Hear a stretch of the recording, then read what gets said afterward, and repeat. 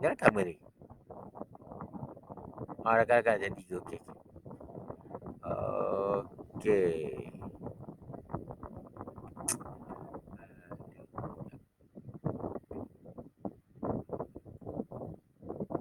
Nak keluar ni susah ni. Okey. Okey, kita pergi pada soalan seterusnya. Hal nak keluar betul.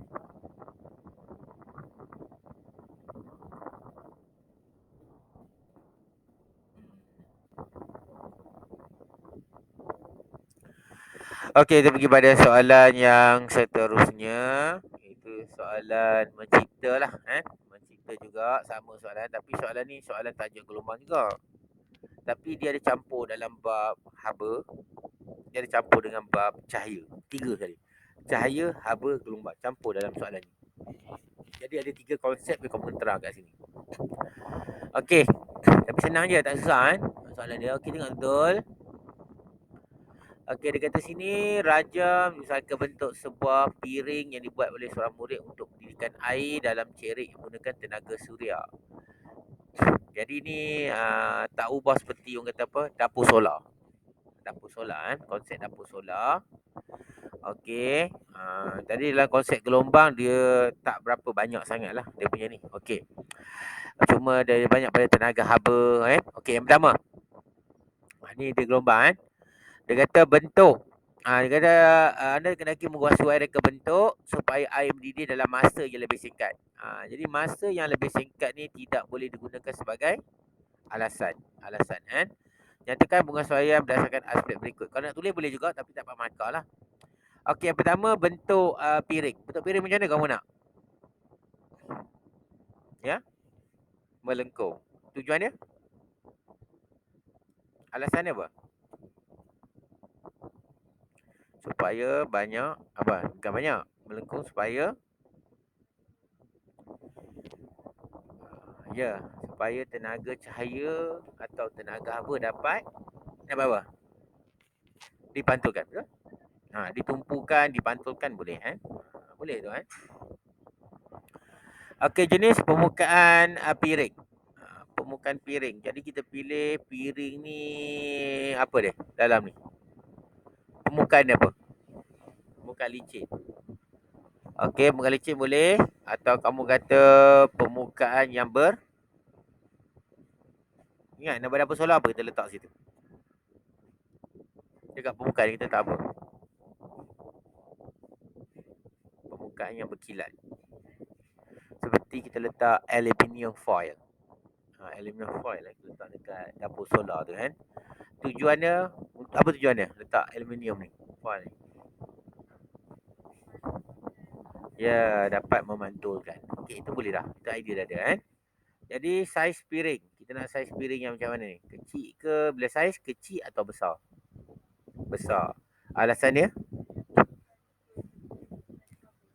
Okey, banyak haba. Okey, lebih banyak cahaya dapat dipantulkan, tenaga haba yang lebih banyak. Okey, boleh Okey, kedudukan cerik.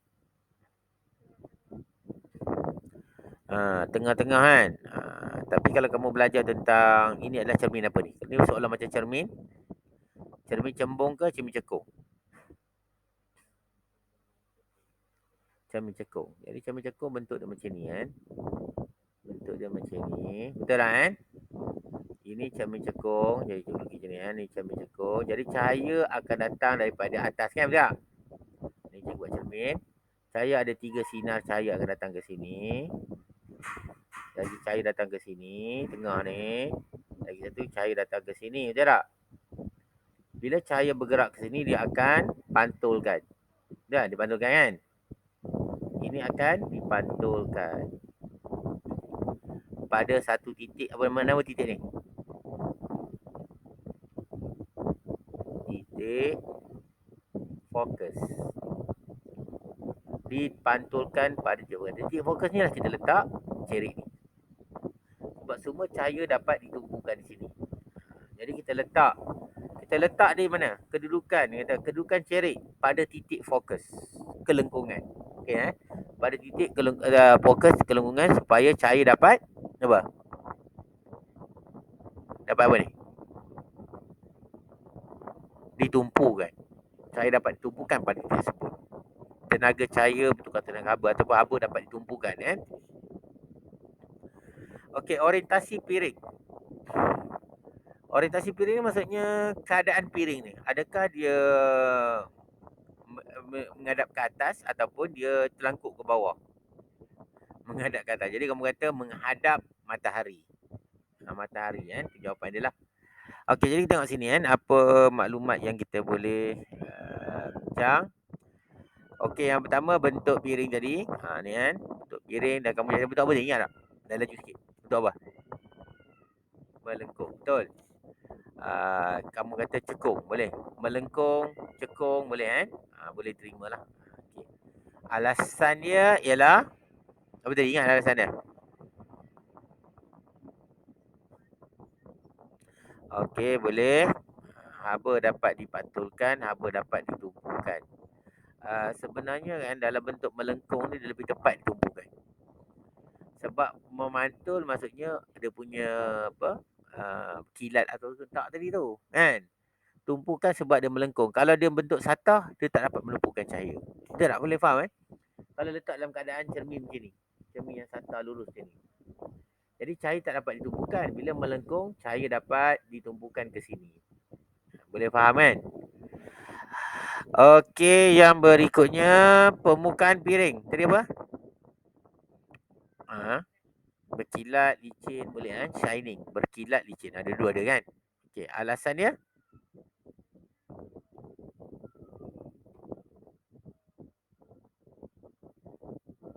Ya, pemantulan yang berkesan boleh, lebih baik boleh betul lah. Sebiji jawapan kamu. Pantulan lebih berkesan kan? Okey lah tu. Pantulan. Okey, yang berikutnya saiz besar apa? Besar. Hmm.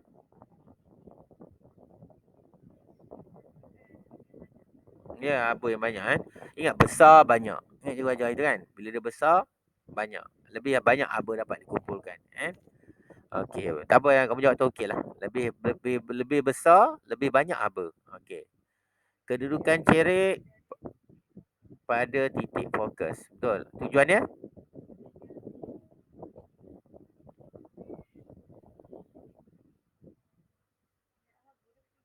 Fokus apa? Fokus maksud apa maksud fokus? Tolong fokus belajar. Fokus maksudnya tolong tumpu belajar. Jadi maksudnya itu ubah perkataan fokus jadi tumpu. Dapat menumpukan. Ya, bagus. Haba dapat tumpukan. Nampak? Fokus tumpu. Senang. Okey, ni orientasi. Ya, sumber cahaya betul, matahari. Okey, alasan dia?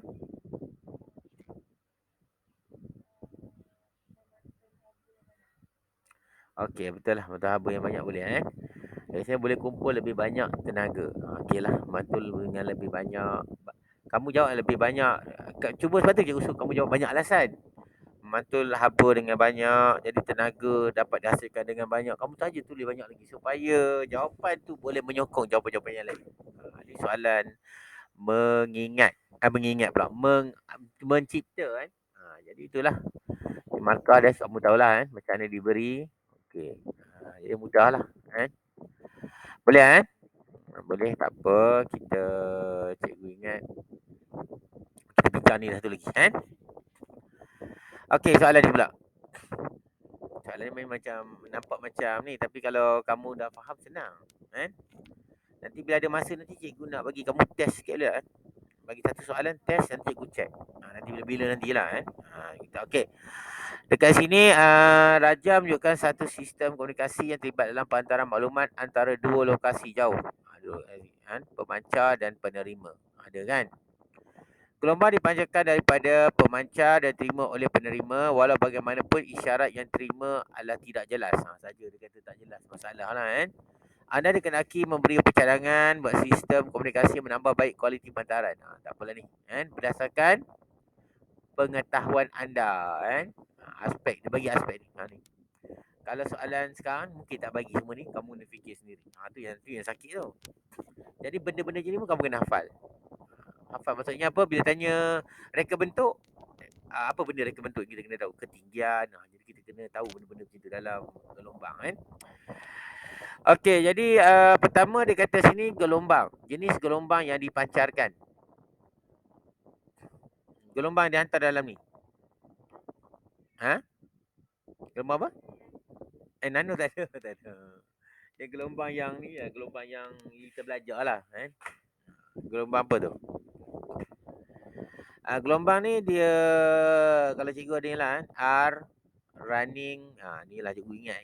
Ni ada budak lah buat Running Man in Vietnam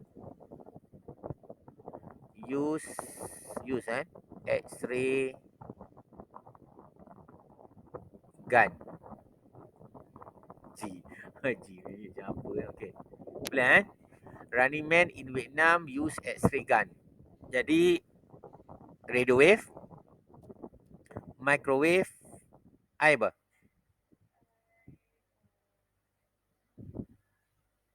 Infrared. Okey. V apa? Visible light. Cahaya boleh nampak. Yang kita nampak sekarang ni, kita panggil visible light. Yang kita nampak ni je. Bayangkan, banyak-banyak ni kita boleh nampak ni je. Visible light. Lain ni semua kita tak boleh nampak. You ultrasonic gelombang mujur ni gelombang lintang. Ultraviolet. Ultraviolet dia lain pula ultraviolet X X-ray lah. G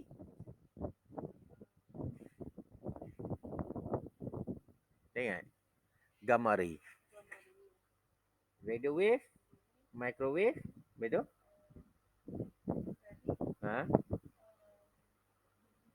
Light, okey, cahaya nampak, okey.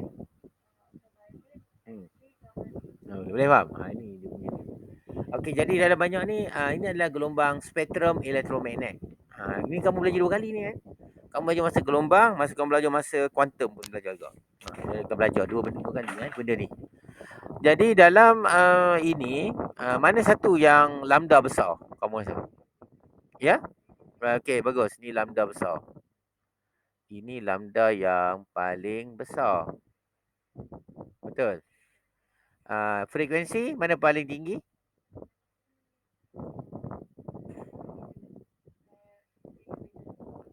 Salah, frekuensi adalah rendah, paling rendah. Sebab apa? Kita balik pada formula V sama dengan F lambda. Apa hubungan F dengan lambda? Berkadar songsang. Boleh faham? Jadi sebab F dengan lambda ni berkadar songsang, bila lambda bertambah, frekuensi berkurang. Jadi frekuensi bertinggi adalah gamma. Gamma ini boleh, ni adalah satu gelombang daripada nuklear, tenaga nuklear. Bahaya, paling berbahaya. Dekat matahari banyak lah ni kan. Okey, session nuklear pada kan. Okey, jenis gelombang, apa gelombang kita pilih ni? Kalau banyak ni. Okey, radio wave. Tapi dalam sebab penghantaran ni sangat jauh, kita tak guna radio wave. Kita naik taraf sikit, kita pilih M, microwave. Boleh? Kita guna microwave. Kenapa microwave?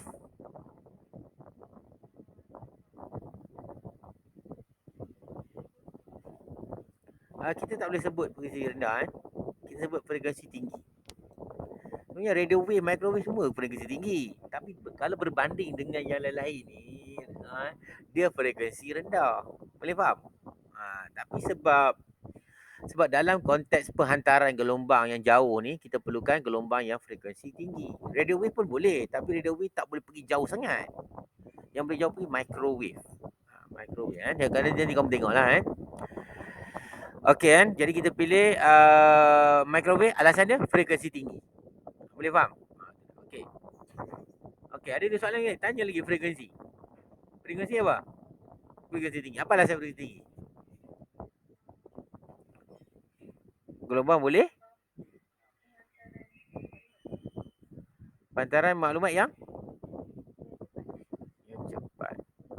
Dapat menghantar maklumat yang lebih jauh. Dapat menghantar maklumat lebih jauh. Itu dia. Ataupun mengurangkan pelembapan. Itu pun boleh juga diameter receiver, penerima diameter ni macam mana? Ya, dia tu besar. Alasannya ni senang. Besar banyak. Banyak apa? Okey, bagus. Betul. Banyak signal. Okey, kaedah yang terlibat membolehkan gelombang itu merambat dalam jarak jauh. Kaedah yang membolehkan dia bergerak dengan lebih jauh. Katakan kita nak hantar kita punya siaran radio ni ke Amerika. Jauh Amerika tu. Macam mana tu? Kalau nak terus satelit, susah kan? Jadi kita perlu apa? Kita nak hantar memang tak sampai. Jadi nak kena ada satu-satu. Dia apa punya? Ada stesen yang kecil-kecil tu. Kita hantar kat sini, dipasing kat ni, pasing sampai ke sana. Tu panggil apa tu? Panggil stesen geganti. Kan? Maksudnya kita hantar kadang-kadang channel pada luar negara sampai kat kita dulu. Dia sampai kat satu tempat lagi. Sampai kat Kuala Lumpur dulu. Dekat Kuala Lumpur baru dia hantar kat kita. Ada macam tu. Tak ada tu dapat kita buka, dapat tu channel tak ada. Dia hantar dulu. Maklumat semua dia hantar kat center tu, baru dia hantar. Itu dia. Tu maklumat dia. Okey, itu contoh lah. Jadi perlukan seganti supaya apa supaya apa maklumat ataupun maklumat signal tu dapat dikuatkan lagi. Sampai kat stesen tu dikuatkan lagi, hantar kat ni. Kuat dia dapat.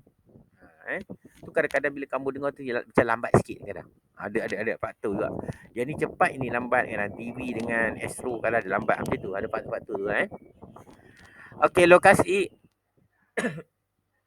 pemancar dan penerima. Nak letak mana ni? Pencawang macam ni.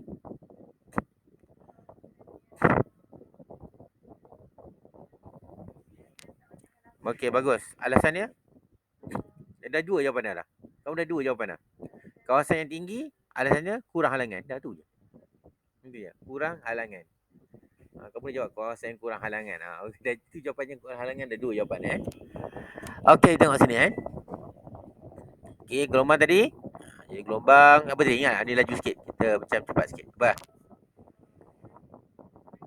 Microwave. Boleh. Alasan dia? Frekuensi tinggi. Boleh. Ingat, bila frekuensi tinggi, automatik tenaga tinggi. Ini berdasarkan satu rumus. Apa rumus ni? Ingat? Ingat formula? Formula kuantum. Tenaga apa? Simbol E kan? E sama dengan, ingat? Tak ada. H F. Boleh? E sama dengan HF. Tapi F ni masalah bila kamu belajar bila tingkatan 6 dia tak panggil F dah. Dia panggil simbol lain. Tu masalah dia. Bila cikgu anak-anak cikgu belajar tak guna frekuensi dah. Tak F dah, pakai lain. Ini masalah sikit. Dia bentuk simbol macam V macam tu. Cikgu tak tahulah. Panggil view, new nama benda tu. New nama benda tu. Simbol tu. Tak silap cikgu lah. Dari tak apalah, ini komponen dia saja cerita lah V sama H. Jadi apa hubungan F dengan E? Berkadar terus. Boleh kan? Daripada formula kita dapat formula diberi Okey, yang kedua, frekuensi gelombang tinggi. Alasannya?